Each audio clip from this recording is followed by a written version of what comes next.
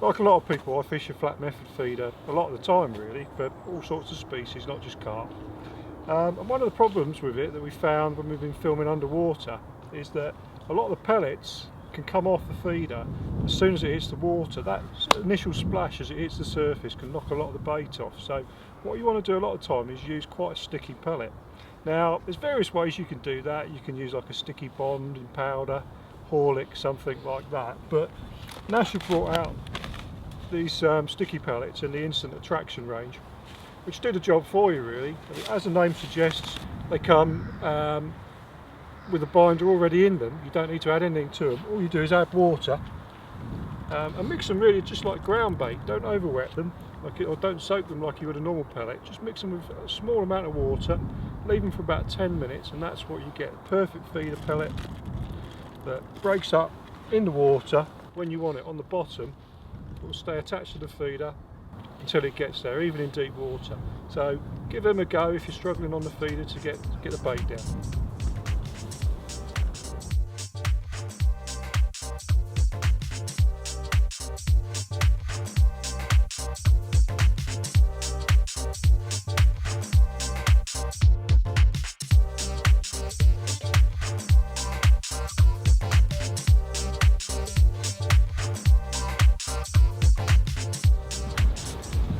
If there was one product that got me really excited in 2013, it was the Nash ball maker. I mean, it was a weird one really. We put it up on our Facebook page and everyone was going, yeah right, makes balls, so what? Why have you got two hands then? What's so special about it? Anyone can make a ball of ground bait or a ball of pellet. Yeah, but with one of these, every ball comes out exactly the same consistency, same size, which just massively improves your accuracy. And then the other thing with it is that it's so much quicker. I can make a ball of ground bait with this in literally a tenth of the time it makes me do it by hand, and with a lot less hassle as well. A few guys have said to me last year that suffer with their hands, have got problems with their joints, and again this just makes it so much easier to make balls of ground bait, especially if you're using a lot of bait. And it's just so simple. All you do, you just load it up. I've got some sticky pellet made up here. Just fill it up, level with the top, put the lid on, give it a squeeze, turn it upside down, press the button on the bottom, pull it out, bottom on the top. There you go, perfect ball of pellet there, or ground bait, ready to go. Make sure you've got one in your bag. Well, for 2014, Nash are bringing out some new sizes and a slight variation on the original ball maker. There's going to be 4 sizes in the range now: a 20mm, 30, 40, and a great big whopper of 60mm, which should break a great big coconut if you want to put a lot of bait out. And the other innovation they've put on it for this year is a slot down the side. Now you think, why do you need that if I'm making balls of ground bait or pellet? Well, the idea is that you can half fill the mould up, get your rig, and just drop your hook bait and your hook. So if you're using a longer hair, just a hook bait and leave the hook out. Just put it in and slide the line down the slot. So your hook length sitting outside, fill it up, level with the top,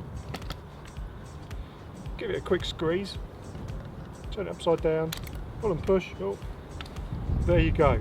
You've got your hook bait and the hook if you want, or you can leave the hook out if the hair's a bit longer. Absolutely surrounded by ground bait or pellets, mashed bread, whatever you want to use on it. Even last year I was doing really well by using the Nash riser pellet, slightly dampening that and using that in the ball maker to make floating balls of pellet that you could fire out for miles, wouldn't attract the seagulls too much, and you could float a fish at really long range without having to use a spot. So it's got 1,000,001 uses. Make sure you got one in your bag because they are a really brilliant bit of kit, and the world's your oyster really. There's millions of ways you can use it.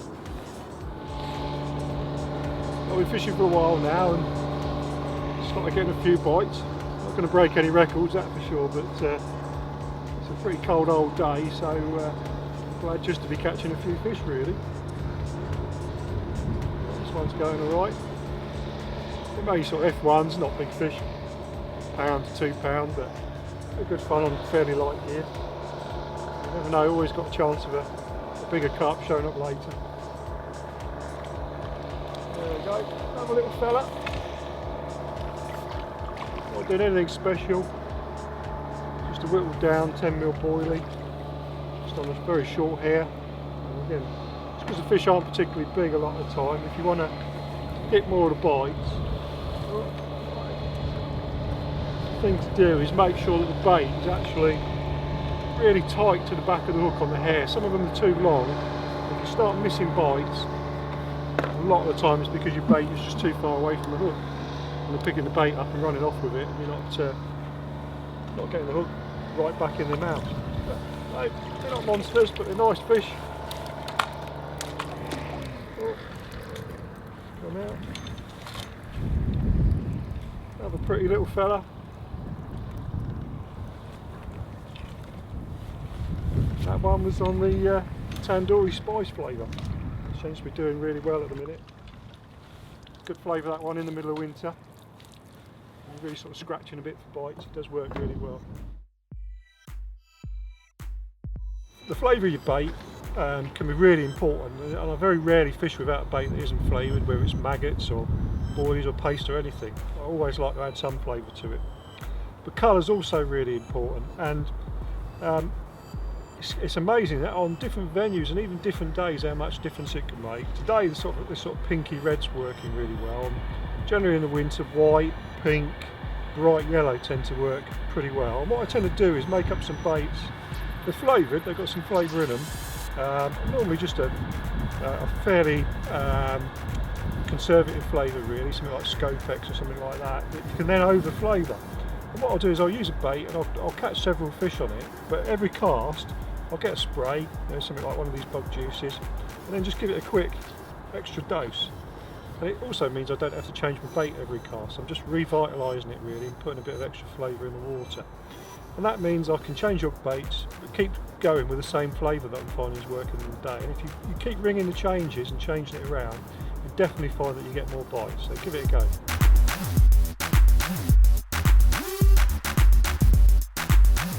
Hi guys, my name's Alan and today I'm down at Barston Lake near Birmingham. It's not a glorious day sadly, in fact it's absolutely freezing. I've not done a massive amount of fishing lately, and I was just saying to the lads, yeah, the cold's really got to me. In fact we're all pretty shivering to the bone, but you never know, you've got to be in it to win it. Yeah, like I say, Barston Lake's a really prolific day ticket venue. I've not actually fished it myself. You know, I've heard a lot about the venue. They hold a lot of matches here, and it can do some really big weights. You know, good numbers of carp. Down here today with the lads from Foster's, really just to show you some of the new bits and drop a few little hints and top tips. I don't think the action's going to be quite as hectic as we'd hope, but you never know. My plan of attack for approaching the water like this, you know, like I said, I've never fished it before. The first thing I did was I found a bit about the place. You know, I got on the phone, rung a few people who I knew had fished it, spoke to a couple of friends that have had some great results here before, jumped on the internet, had a look on the forums just to get a bit of sort of inside knowledge about the venue. It's not a small lake, it's about 15-16 acres inside, quite shallow, but like I say, there's a lot of fish in here, a lot of carp, but also a lot of F1s. My plan of attack, you know, when approaching a new water like this is really to keep my eyes on the water as much as possible, try and find out and see where the fish are. Hopefully they'll give themselves away. And you know, in the couple of hours I've been here, I have seen a few fish sort of nut out at about, I don't know, between 60 and sort of 80, 90 yards. So for the first couple of hours this morning, I've rove zigs. I'm just fishing nice short zigs and I'm just casting as regularly as I can, dropping them onto the areas where I'm seeing the fish show, hoping to induce a bite. Another reason why that sort of tactic is so good is it's keeping me active. You know, I'm recasting every sort of 10, 15, 20 minutes. It's keeping me on my feet, keeping me moving around and keeping the blood moving through my body to keep me warm, because like I say, it is freezing. But so far I've had no luck. You know, I've altered the depths. I've gone from everything from as shallow as about a foot up to about 2.5 foot, and I've been playing around with colours. But I know if I keep working at it, it only takes one fish to slip up, and I'll remember that area that I was fishing, and then I can get a couple of rods back in that zone and try and work out exactly what depth they're in and what particular colour or even flavour they're most sort of receptive to today.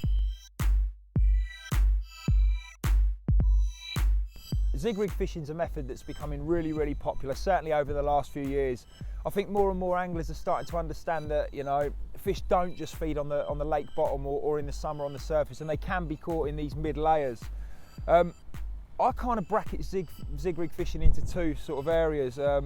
One is a real natural approach. Maybe I'm fishing a very low stock water, a big gravel pit for example, and the fish in there are actually eating the naturals. That is the main basis of their diet. In situations like that, you're gonna get hatches throughout the year, big hatches in the spring, big hatches in the autumn, when all the insects and the bugs, they're sort of emerging through the water column and turning into flies. In an example like that, to present a little imitation bug in amongst one of those hatches, it can prove very devastating and trip up some really tricky, sort of wary fish. The other sort of side of zig rig fishing is somewhere more like Barston, you know, where you've got a big population of fish, and they're swimming around, they're moving around a lot, big shoals, maybe 100, 200 fish in a shoal, and in that situation, you know, I'm looking at presenting something very bright, something to induce them into sucking it in. Yes, in the warmer months I'll be putting out a sloppy spot and stuff and creating a nice big plume in the water and lots of attraction and flavour, but at this time of the year I'm going to keep everything nice and simple and just fish singles. The singles I've sort of started off using today, I started off on the glow bugs. The water is quite murky and I've just been fishing these little white bugs, charging them up with a UV light and whacking them about into different areas. I then moved on to a bit of yellow and a bit of orange, and I'm just going to start working through the colours that I've got in my box, reds, blacks, whites, yellows, etc. And like I say, hopefully I'll work out a combination that the fish are most confident taking today. Just to boost my chances a little bit further, I've actually been flavouring my zigs. There's lots of flavours on the market, and it's really sort of something that, you know, takes a little bit of experimentation to work out what's best for you on the day. But today I'm using the nectar bug juice. It's a very sweet flavour, lots of tannin inside it, and at this time of the year when the water temperatures are cold, it's the one I've had the best results on. Nice and simple to use. Just give your bug a good spray and that's ready to cast out now. And like I say, every sort of 10-15 minutes I'm recasting, just giving it one more spray and putting it back out on the spot. It's got to help, you know. For sure you can catch on bits of foam or bits of cork just as they are natural, but it's like everything, we don't chuck out plain boilies or anything that's just a neutral flavour. We always sort of over flavour it or flavour it with something, and that's just to really draw the fish into that hook bait and hopefully get them to pick it up. As I mentioned, I'm really just hoping for one bite now, you know, trying to identify what particular area the fish are held up in. You know, it is winter time and the fish are going to be tightly grouped together. They're not going to be as spread out as they are in the summer. And when you're fishing in a situation like that, it's really important you can get back onto the spot, you know, where you caught that fish from.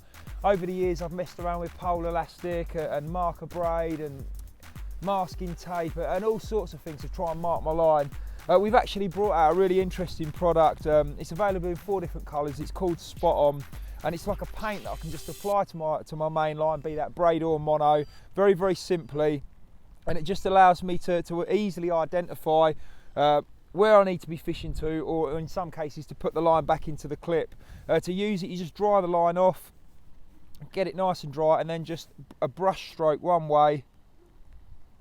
So a small amount like that, that's absolutely fine. In these sorts of conditions, it's probably going to take, you know, subject to it not getting too wet, around about 30 seconds to dry. In the summer, a lot quicker.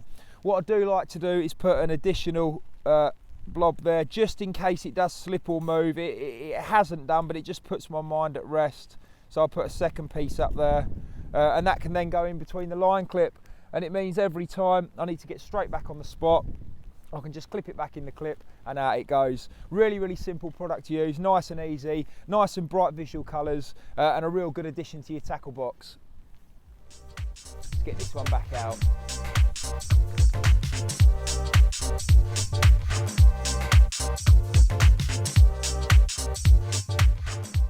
Well, I've had another few casts with the zigs and still no bites. It's not looking great out there, it's pretty grim, the rain started. But, you know, it's given me an opportunity to show you guys a few more bits from in my tackle box. We've got some other new terminal tackle bits coming very soon. They fall under a brand called the Klingon range. Things like Klingon Leader. We actually launched this product probably about 12 months ago now. It's a lead core sheath type material, but all the lead's removed. Really like it. I use it for pretty much all my leader fishing now, bar the odd exception when the water's gin clear and I'll still use a diffusion camo leader, but yeah, all my chod rigs, all my helicopter rigs, safety bolt bead rigs, etc. I'm now tying up with this. It's very, very supple and very, very heavy. It just hugs to the contours of the lake bottom, and it's now available in 3 colours. Also within the range, we've got some tungsten tubing. We've got these new little gripper stops here. You can sort of whack them down your hook link to pin everything down even further. Put them up a fluorocarbon leader, multiple uses for them, and they're available in 3 sizes. We've obviously got the Klingon putty that was already in the range, again available in 3 colours. And this natty little product here, this is an absolute blockbuster. I'm sure many anglers are going to find this product in their tackle box over the next few months. It's called Klingon Tungsten Liquid, and it is liquid tungsten. You can literally paste it up and down hook links, blob it up your main line, be that braid or mono. Awesome stuff, very, very good, very, very heavy, and it's just a real neat way of applying weight to your hook links in your main line. Again, something well worth grabbing a bottle and giving it a go. It's epic, boys. Like, look at it, feel the weight of it, man.